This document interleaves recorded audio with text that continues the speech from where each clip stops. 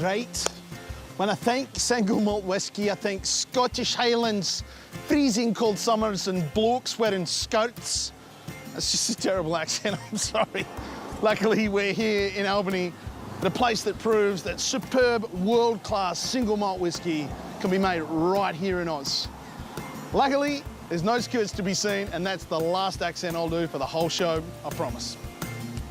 The distillery is Limeburners, and the man driving the distiller is Cameron Syme. For me, I grew up in the wheat belt and I had family roots back in Scotland who had made whiskey, spent 16 years researching it and said, we make rum on the other side of the country, why aren't we making whiskey here? First spirit was distilled Christmas Eve 2005. I snuck into the distillery and got away from the family on Christmas Eve and did that. We did our first whiskey distilling in beginning of 2006. So very first whiskey came out April 2008.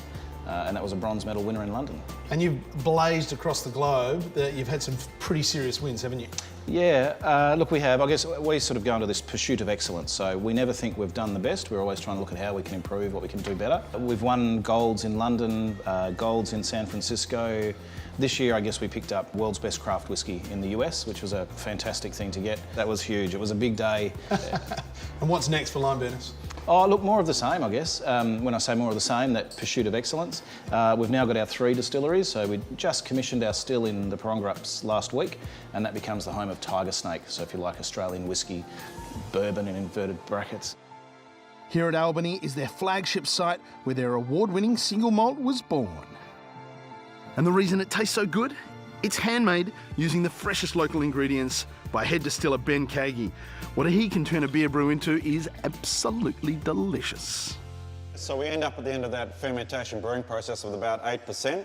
Now the distiller's role is to come in and turn that 8% into something higher. Right. So we put it into this beer still here, or wash still in distiller's terms. You get about a 3-fold increase in alcohol, and we take it up to about 24%. Put it into this spirit still here. Oh, look at this one. It's pretty cute, isn't he? That's a beautiful still, modelled on a Macallan still from Scotland. People love this still. I've had people come in here and bow down to it. And that takes us up, about a 3-fold increase on 24%, and takes us up to 72%. And that's the kind of liquid we turn out with here. Beautiful, clear, white spirits, which is called white dog in distiller's terms. Before we put it into barrel, we like to dilute it down to around 65%. We put it away in barrel for 2 years. We finish it off in some wine barrels, some fortified wine barrels, and then we'll look at it and we'll decide when it's ready to release to the market. And now, the moment of truth, the flavour. Geez, I can absolutely smell it just bursting out of this barrel here. God, that is unctuous and huge.